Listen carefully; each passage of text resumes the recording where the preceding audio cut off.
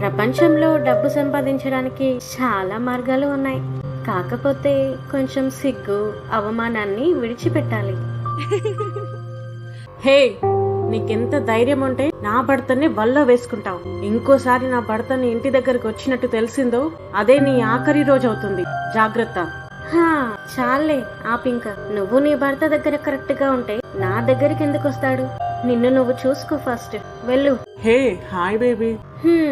చూడు, నువ్వు నా దగ్గరికి వచ్చే ముందు నీ భార్యని కంట్రోల్ చెయ్యి, లేదా ఇటు సైడ్ రాకు. ఏంటి, నా భార్య నీ దగ్గరకు వచ్చిందా? ఉండు, దాని సంగతి చెప్తాను.